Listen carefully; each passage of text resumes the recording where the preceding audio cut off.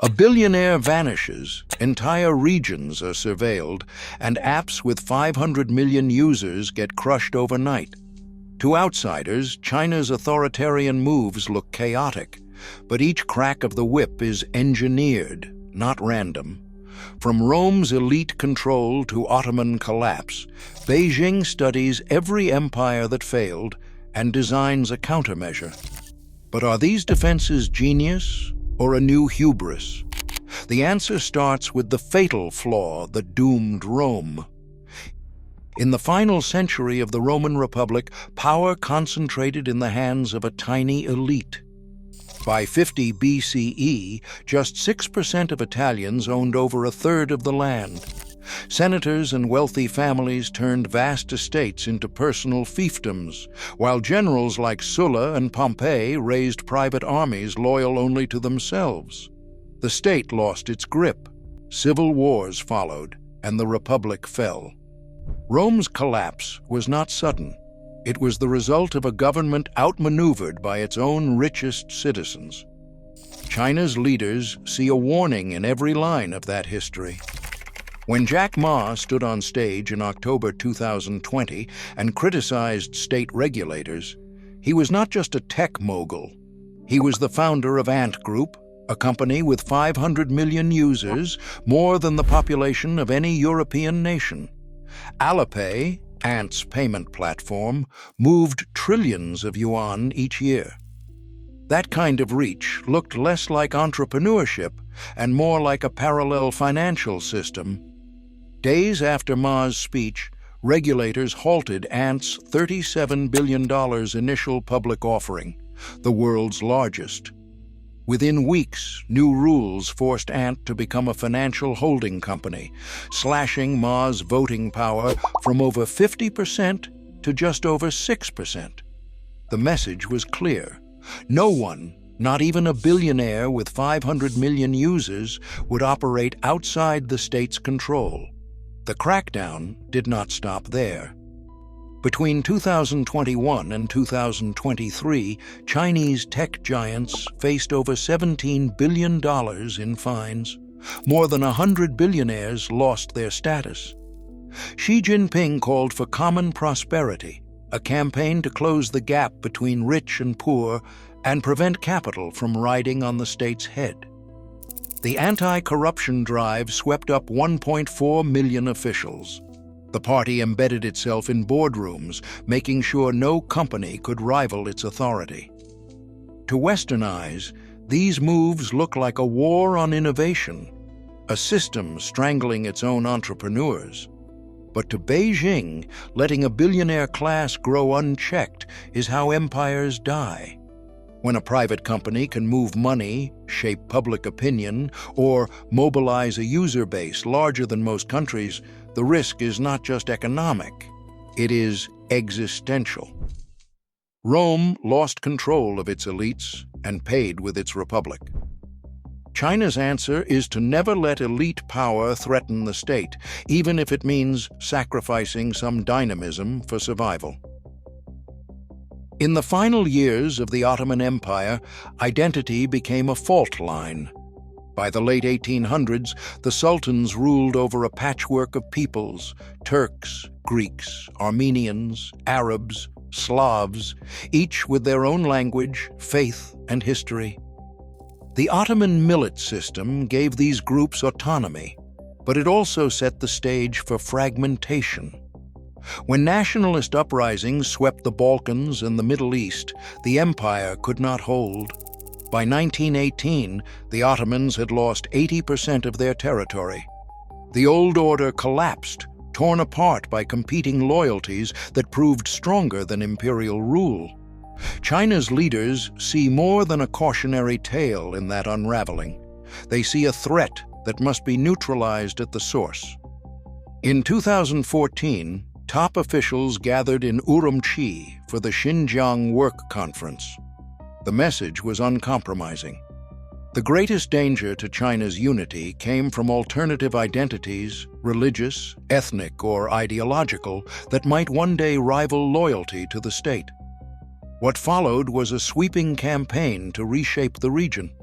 Security forces blanketed Xinjiang with checkpoints and surveillance cameras, over 20,000 by 2017. Local officials were ordered to root out what Beijing called the three evils: terrorism, separatism, and extremism.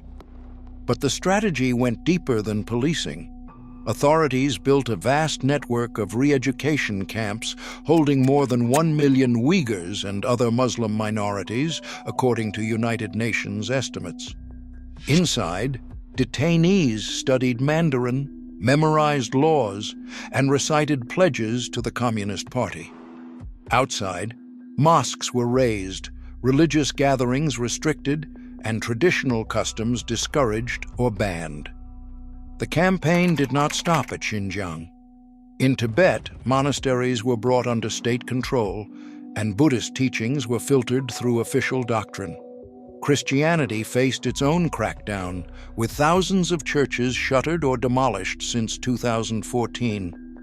In 2017, the government made Xi Jinping thought mandatory in schools, workplaces, and even places of worship. The aim was clear. Every competing source of meaning, whether religious, cultural, or political, had to be subordinated to a single national identity. To outsiders, these policies look like systematic repression. To Beijing, they are a matter of survival. The Ottoman Empire fell when its subjects stopped seeing themselves as Ottomans first. China's calculus is that any alternative loyalty, left unchecked, could one day fracture the nation. Regional security officials in Xinjiang and beyond became the instruments of this strategy, tasked not only with maintaining order, but with engineering identity itself. The cost is measured in lost freedoms and fractured communities. But for China's rulers, the lesson is unambiguous. Unity must be enforced because history punishes empires that let it slip away. In 1956, the British Empire faced a reckoning at Suez. When Egypt nationalized the canal, Britain's oil lifeline was suddenly at risk. The crisis exposed a brutal truth: global power meant nothing if someone else could choke off your supplies. Within weeks, the United States froze British assets and blocked International Monetary Fund loans. London was forced to withdraw. The empire that once ruled the seas now scrambled to keep the lights on at home. For China's planners, Suez is not ancient history. It is a warning that dependency is a trap. That fear shapes every corner of China's economic and foreign policy. In 2015, Beijing launched Made in China 2025, a 10-year plan to dominate advanced manufacturing and end reliance on foreign technology. The goal is to produce 70% of core components, like semiconductors, at home by 2025. Despite United States sanctions, China now makes about 30% of its own chips, still short, but closing the gap. The message from the top is simple: never let outsiders hold the keys to your future. Self-reliance drives the strategy. The same logic drives China's push beyond its borders. The Belt and Road Initiative, announced in 2013, funneled over $1 trillion into ports, railways, and energy projects across Asia, Africa, and Europe. These are not just trade routes. They are insurance policies. If one corridor is blocked, another remains open. At home, China stockpiles grain and oil, building reserves that can last 2 years. The country controls 80% of the world's rare earth minerals, making itself indispensable to global tech supply chains. Insurance is the lens Beijing applies to every overseas investment. This obsession with self-reliance extends to the South China Sea. Starting in 2014, China began transforming reefs into military outposts, 7 artificial islands bristling with airstrips and missile batteries. These bases anchor China's claim to waters that carry half its oil imports. To outsiders, it looks like aggression. To Beijing, it is a shield against the fate that befell the British, a blockade that could bring the country to its knees. Inside government ministries, industrial planners work quietly but relentlessly. Their job is not just to boost exports or chase growth numbers. It is to make sure that no matter what happens abroad, China can feed its people, power its factories, and defend its interests. The calculations are cold, sometimes ruthless. Dependency is a vulnerability that must be engineered out of existence. Every new policy, every investment in a distant port or a chip factory is a brick in the wall against the kind of sudden collapse that ended the British Empire. Cold pragmatism guides these choices. In the late 1970s, China faced a choice that would define its future. The Soviet Union, once an ally and model, had become a warning. Under Brezhnev, the Soviet economy crawled at just 1 or 2% growth a year. Store shelves emptied, factories fell behind, and public faith in the system withered. In Moscow, leaders clung to ideology and control. In Beijing, Deng Xiaoping looked for a different path. Deng's answer was radical for its time. He called it socialism with Chinese characteristics. In 1992, at age 87, he boarded a train for the country's south. The southern tour became a turning point. Standing in the boomtown of Shenzhen, Deng told local officials to let some people get rich first, and he let private firms lead the way. The message reached all the way to the Politburo. Prosperity, not purity, would keep the party in power. The results were staggering. From 1978 to 2018, China's economy grew by an average of 9.5% a year. Factories multiplied, cities exploded in size, and 1 billion people bought their first televisions, refrigerators, and smartphones. The bargain was simple. The party would deliver growth and rising living standards. In return, the people would accept its rule. For 40 years, that deal held. But the formula is showing strain. Growth has slowed to around 4.5%. The real estate sector, once the engine of China's miracle, now accounts for nearly 30% of the entire economy. When developers like Evergrande defaulted on $300 billion in debt, construction ground to a halt. Ghost cities and unfinished towers became a symbol of excess and risk. Local governments, addicted to land sales, scrambled for cash. The property crisis wiped out savings and confidence for millions of families. Youth unemployment has soared.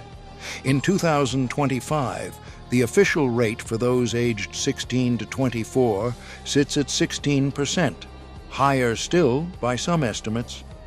Each year, over 12 million graduates enter a job market that can't absorb them. Many end up in temporary gigs or leave the workforce entirely. The promise of endless opportunity has faded, replaced by anxiety and frustration. The party's legitimacy now rests on shakier ground. The memory of Soviet stagnation still haunts China's leaders. They know that when growth stalls, so does consent. The question they face is whether the old bargain, prosperity for obedience, can survive in a new era of slower growth and rising expectations. The Soviet Union collapsed when it failed to deliver. China is determined not to repeat that mistake, but the tools that once guaranteed success are losing their magic. In 1998, China activated its first digital barrier, the Great Firewall. At the time, the internet was a curiosity, not a threat. But leaders watched the world change as information spread. The printing press toppled monarchies. Radio fueled independence movements. Social media helped spark the Arab Spring. Each wave of new media had the same effect. Old regimes fell when they lost control of the story. China's answer is a surveillance apparatus on a scale no empire has ever attempted. The Skynet system now links more than 600 million cameras across cities and villages, powered by artificial intelligence that tracks faces, license plates, and even walking patterns. Cybersecurity engineers work around the clock to monitor online chatter, block forbidden topics, and flag potential unrest before it can spread.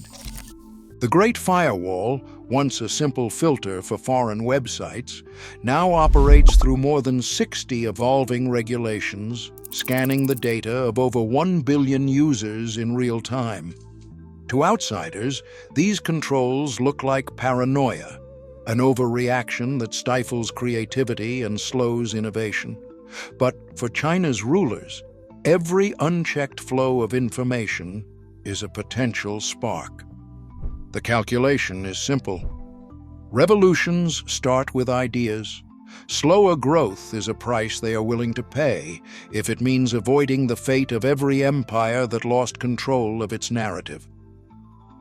5 lessons, 5 countermeasures, each engineered to fix a fatal flaw that toppled a past empire. These are not isolated policies stacked like bricks. They function more like gears in a single tightly wound machine. When one gear turns, for example, a crackdown on tech billionaires to keep elites in check, it sets the others in motion.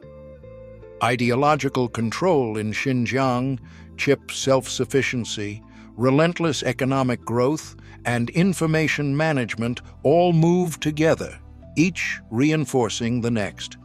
If one fails, the others compensate. This is not improvisation. It is system design. Inside party headquarters, coordination committees oversee everything from financial risk to propaganda, ensuring no policy drifts out of alignment. After Xi Jinping's 2013 warning that the Soviet Union collapsed because nobody was man enough to resist, the machinery only tightened. Each lever, whether elite control, ideological unity, economic independence, growth, or narrative discipline, feeds into the next and closes gaps that history exposed. The result is a system that does not trust luck or tradition. It trusts only engineering. To outside observers, the logic can be hard to see. But to those inside, it is a 5-gear engine built for one purpose: survival. No system built on old lessons is immune to new threats. Inside confidential party reports, officials warn of dangers the empire playbook never faced. China's birth rate has fallen to just 1.0, one of the lowest anywhere. For every 100 people, only about 1 child is born. This demographic shift means that by 2035, nearly 300 million Chinese will be over 60, straining pensions and shrinking the workforce each year. The classic bargain, prosperity in exchange for obedience, grows harder to uphold as the population ages and the number of young workers drops. Climate is another pressure point the emperors of Rome or the Ottomans never imagined. Floods now cost China about 1% of GDP every year, swallowing up as much as $200 billion in damages and lost output. In 2023 alone, over 45 million people were affected by rising waters. State investments in flood defenses climb, but the storms grow stronger and more unpredictable. The party's own analysts admit these crises have no historical precedent.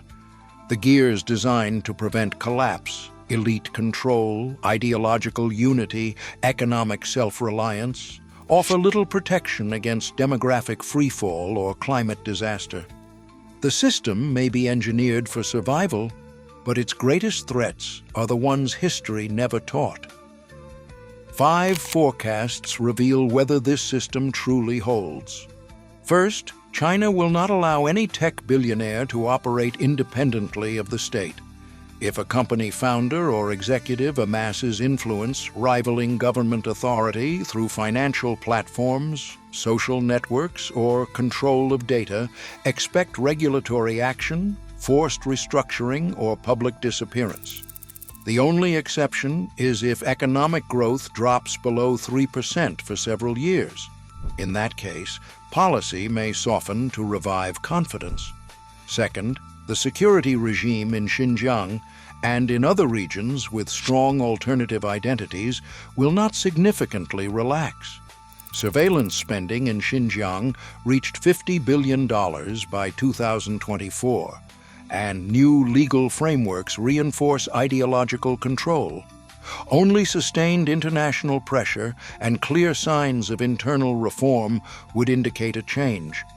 Third, China will continue to militarize the South China Sea, adding bases and patrols to secure trade routes. A reversal would require a credible deterrent from rival alliances or a dramatic shift in global trade patterns. Fourth, when growth slows, expect dramatic interventions, such as stimulus packages, real estate bailouts, or new consumer incentives. If these measures fail to restore momentum, the system's legitimacy will be tested. Fifth, information controls will grow more sophisticated, with new AI laws and surveillance tools rolling out each year. If technology or social innovation finds ways to bypass censorship at scale, that would challenge the entire model. These 5 checkpoints offer a running test. As long as each prediction holds, the system remains intact. If any fail, the underlying logic faces its first real stress test. China's playbook is built on centuries of collapse, but its future will hinge on challenges no empire has faced: an aging population, extreme surveillance, and global climate risks. As the world changes faster than any dynasty could predict, the true test is not how well China remembers history, but how it adapts beyond it. The next chapter is unwritten. What is your prediction?